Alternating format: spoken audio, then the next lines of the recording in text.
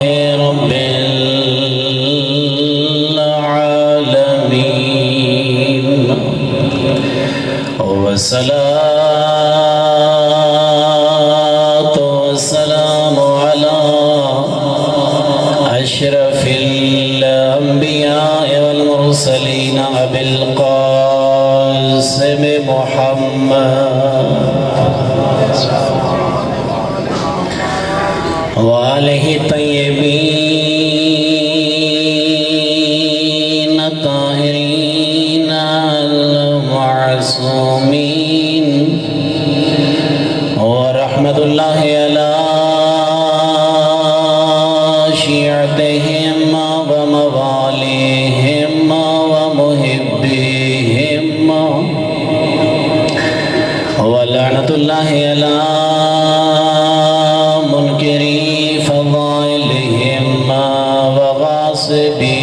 بحقوقهم وقالهم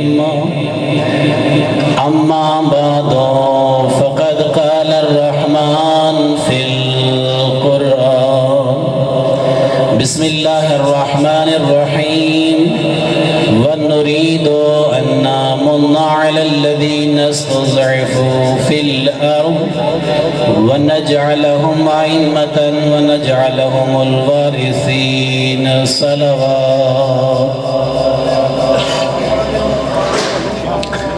دعا ہے کہ مالک علم یزل اللہ ہمارا اس مقدس بارگاہ میں چل کر آنا منظور اور مقبول فرمائے۔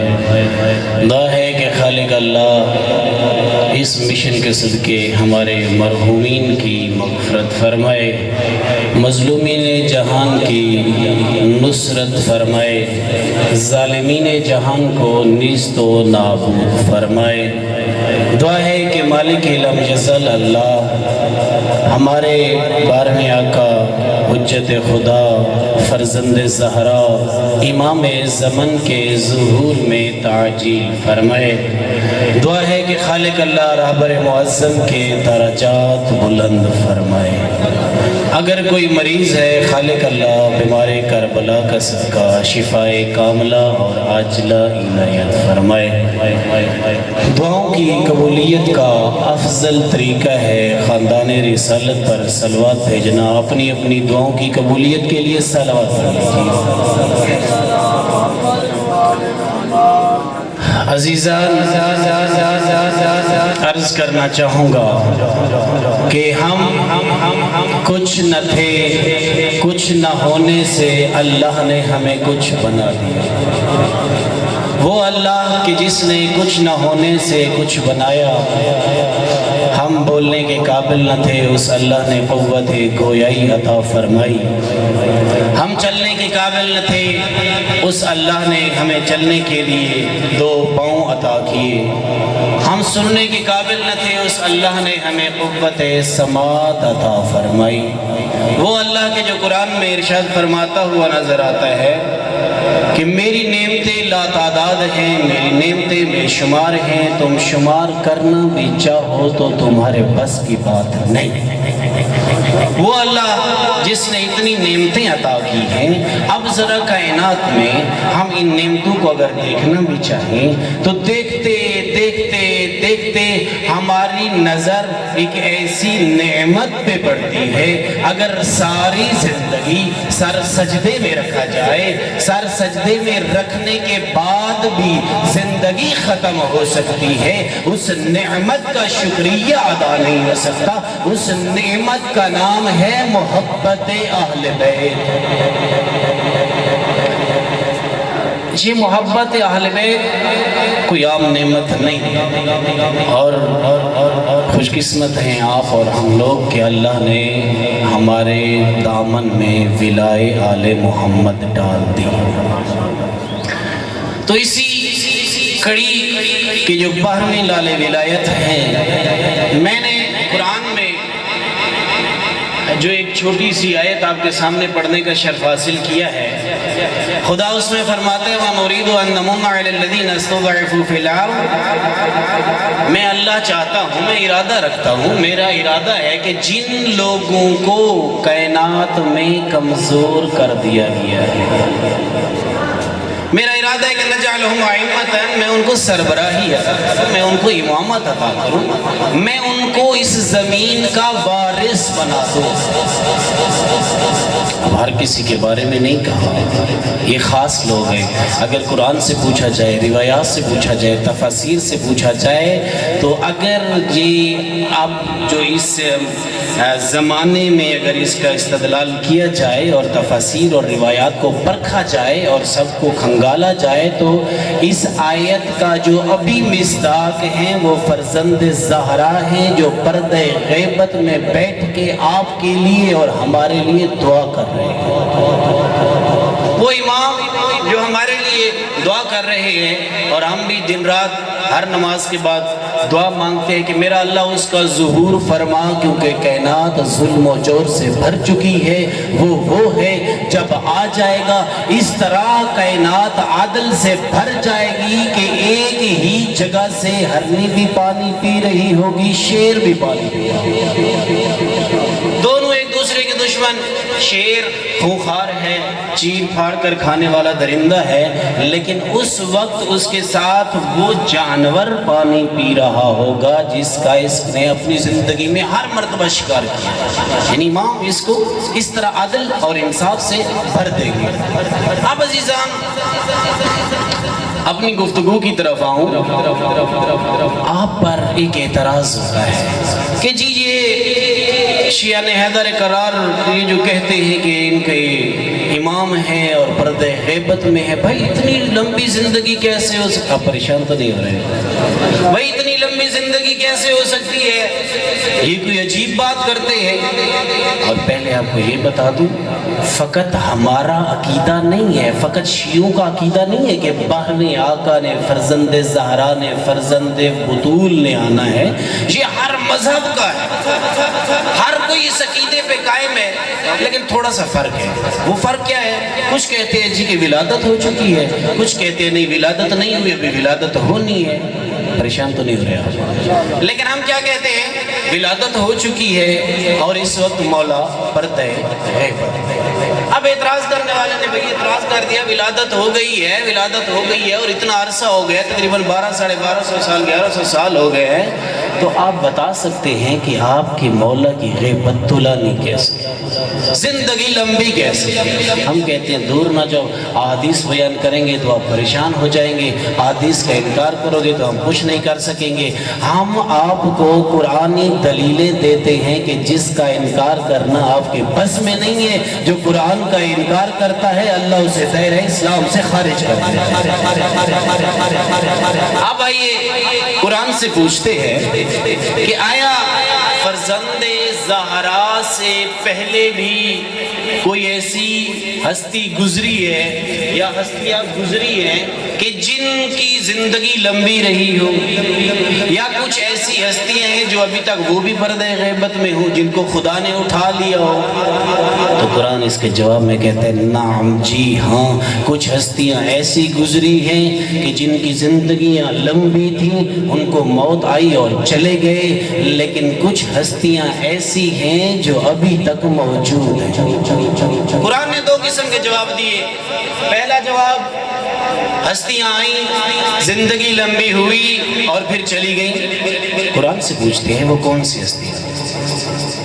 اب یہاں پہ قرآن بول کے کہتا ہے، قرآن کہتا ہے جناب نوح علیہ السلام کا نام آپ نے سنا ہوا، جناب نوح علیہ السلام کی زندگی روایات کے مطابق 2500 سال ہے، اور کچھ جگہوں پہ 950 سال لکھا ہوا ہے۔ علماء فرماتے ہیں اور صاحب تفسیر فرماتے ہیں یہ 950 سال ان کی زندگی کل زندگی نہیں ہے، یہ وہ زندگی ہے کہ جس زندگی میں انہوں نے اپنا کار نبوت انجام دیا ہے۔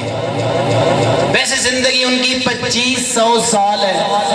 اب 2500 سال کے عرصے میں زندگی گزار کے چلے گئے اللہ کے نبی۔ اب ان لوگوں سے ہم پوچھتے ہیں بھائی ہمارا نبی جس کا وارث ہے، جس نوح نبی کا وارث ہے، اس نوح نبی کی عمر تھی 2500 سال، ابھی اس کا وارث پردہ غیبت میں ہے، ابھی تو 2500 سال پوری ہی نہیں ہوئی۔ بھئی جس کا وارث ہے ابھی اس کی زندگی کو بھی نہیں پہنچا، ابھی تو 12 ساڑھے 1300 سال کی زندگی کا عرصہ گزرا ہے اور آپ پریشان ہو رہے ہیں۔ ایک اور مثال قدرت خدا کی، کیوں یہ زندگی کا لمبا کرنا، یہ زندگی کا طولانی نہیں کرنا قدرت خدا ہے نا، یہ خدا کی قدرت ہے۔ اور اگر کسی کو توحید سمجھ میں آ جاتی تو اس طرح کا اشکال نہ کرتا، کیوں؟ اس لیے کیونکہ خداوند متعال قرآن میں کیا فرماتا ہے، جو کہتے ہیں نا کہ حسبنا کتاب اللہ، ہمارے لیے اللہ کی کتاب ہے، ہم انہی کو کہتے ہیں کہ اللہ کا رسول کیا فرما کے گیا تھا؟ اللہ کے رسول نے فرمایا تھا انی تارکن فیکم الثقلین کتاب اللہ و عترتی اہل بیتی، فقط قرآن کو نہیں پکڑنا، قرآن کو بھی پکڑنا ہے، آل محمد کو بھی ساتھ میں لانا ہے۔ اگر قرآن کی سمجھ نہ آئے تو آل محمد سے پوچھنا ہے، اگر آل محمد کی سمجھ نہ آئے تو قرآن سے اب ٹھیک ہے جی، حسبنا کتاب اللہ مان لیتے ہیں، اللہ کی کتاب کافی ہے، تو بھئی اسی اللہ کی کتاب میں خدا فرماتا ہے ان اللہ علی کل شیء قدیر، میں اللہ ہر چیز پر قدرت رکھتا ہوں۔ نوح نبی کو 2500 سال زندگی عطا کروں تو میں خالق ہوں، میں قدرت رکھتا ہوں۔ اگر فرزند زہرا کو پردہ غیبت میں زندہ رکھوں تو میں اللہ میں قدرت رکھتا ہوں، میری قدرت میں شک کیسا؟ اور یہی قرآن ہے، اسی میں خدا فرماتا ہے انظر الی شرابک و طعامک لم یتسنہ، اے میرا عزیر نبی دیکھیے اپنے کھانے اور پینے کی طرف، لم یتسنہ جس میں ابھی تک تبدیلی نہیں۔ اب سوچنے کا مقام ہے، خدا کسی اور چیز کی مثال دے سکتا تھا، جناب عزیر کی بھی دے سکتا تھا، سواری ساتھ تھی اس کی بھی دے سکتا تھا، یہ کیوں کہا انظر الی طعامک و شرابک لم یتسنہ؟ کیونکہ کھانا بندے کا بنایا ہوا تھا، خدا بتانا چاہتا تھا میرا بندہ تیرے بنائے ہوئے کھانے کو 100 سال تک خراب نہیں ہونے دیتا، تو میری قدرت میں کون سا شک ہے کہ میں کئی 100 سال تک کسی کو زندگی دے دوں؟ وہ اللہ کے جو آپ کے اور ہمارے ہاتھ کے بنے ہوئے کھانے کو خراب نہیں ہونے دیتا، کیا وہ اللہ طاقت نہیں رکھتا کہ فرزند زہرا کو پردہ غیبت میں زندہ رکھے؟ پھر آگے کیا فرمایا؟ فرمایا کہ اس کی طرف بھی دیکھا الی حمارک، پھر اپنی سواری کی طرف بھی دیکھ، اس کی ہڈیاں ہو چکی ہیں۔ میں اللہ سب پہ قدرت رکھتا ہوں۔ اب ایک اور مثال یہاں پر، بھئی اصحاب کہف کا قصہ سنا ہوا ہے، 300 سال قرآن کہتے ہیں، 300 سال یہ سے کچھ کم یا کچھ زیادہ اصحاب کہف غار میں سوئے رہے۔ میں آپ سے پوچھتا ہوں وہاں کوئی پانی دینے جاتا تھا؟ وہاں کوئی خوراک دینے جاتا تھا؟ وہاں کوئی جاتا تھا کہ جو ان کو کھانے اور پینے کا سامان مہیا کرے؟ وہاں کوئی جاتا تھا کہ یا ان کو وہاں سورج کی روشنی ملتی تھی؟ نہیں ملتی تھی نا۔ جو اللہ اصحاب کہف کو بغیر کھانے اور پینے کے غار کے اندر 300 سال زندہ رکھ سکتا ہے، کیا وہ فرزند زہرا کی حفاظت نہیں کر سکتا؟ اس کا مطلب ہے آپ کو توحید کی سمجھ ہی نہیں آئی، خدا کی قدرت کی سمجھ ہی نہیں آئی۔ اگر تمہیں قدرت خدا کی سمجھ آ جاتی تو تم اس طرح کے چھوٹے موٹے اشکالات نہ کرتے۔ کیوں بھائی؟ کیونکہ ہمارا نظریہ اور عقیدہ بھی یہی ہے اور آل محمد سے میں ملا بھی یہی ہے کہ ہم جو بات کرتے ہیں یا اللہ کے قرآن سے کرتے ہیں یا 14 کے فرمان سے کرتے ہیں۔ ہم ادھر ادھر بھٹکنے والی قوم ہی نہیں ہے۔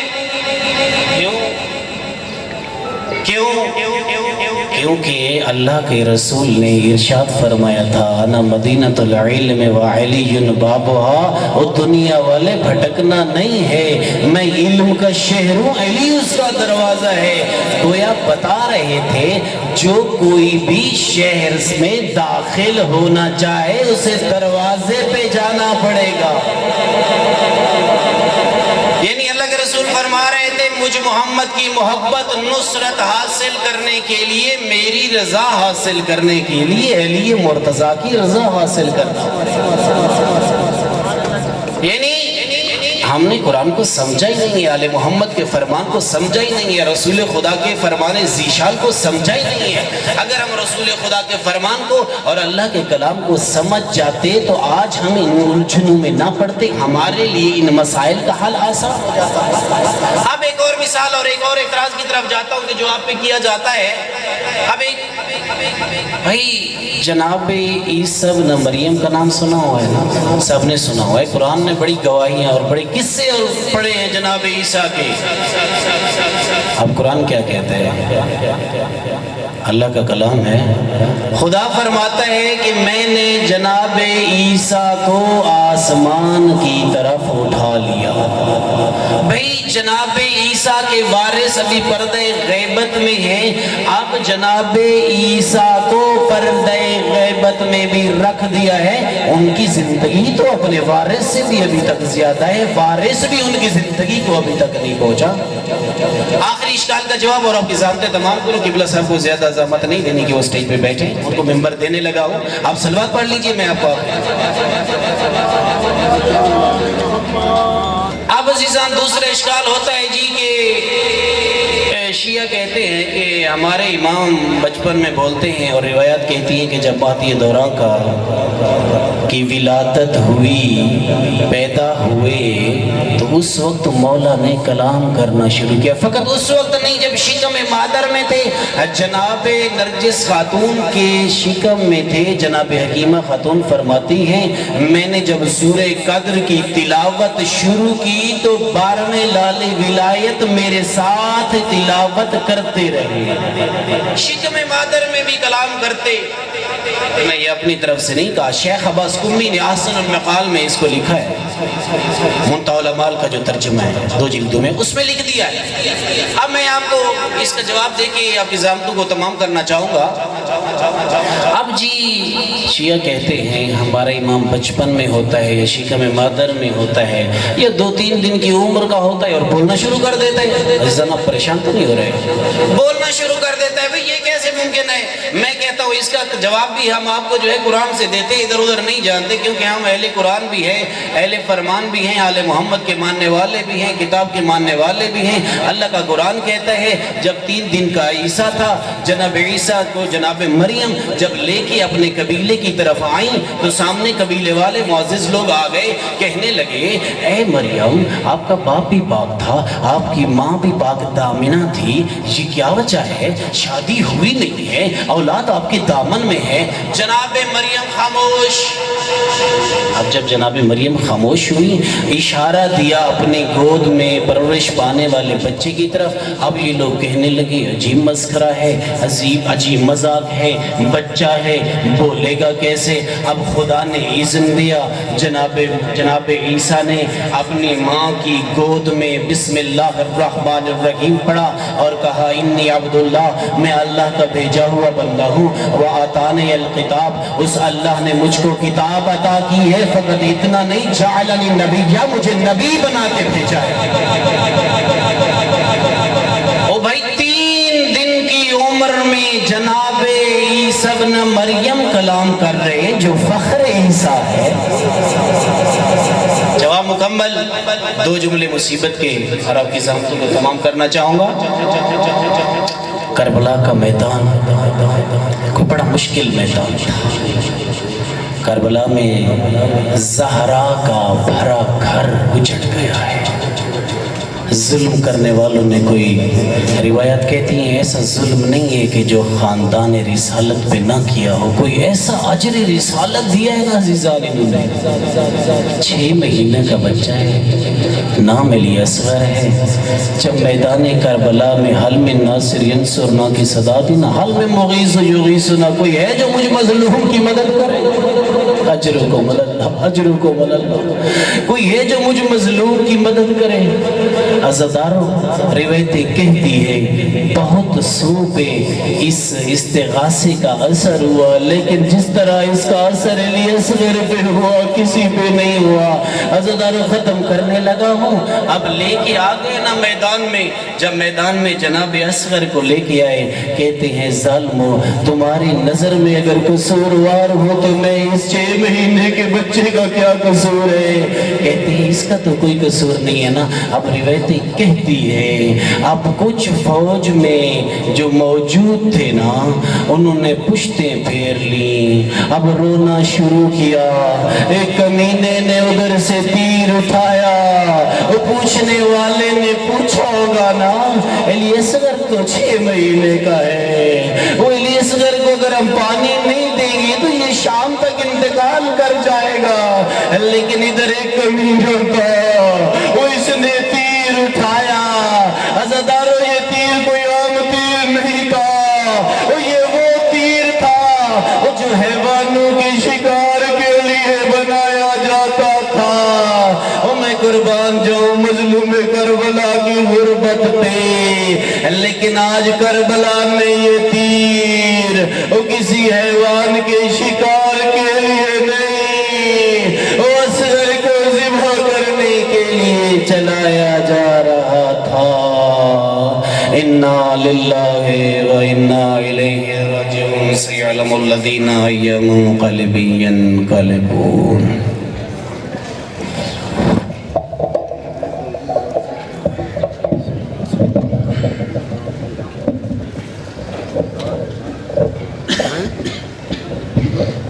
نعرہ تکبیر،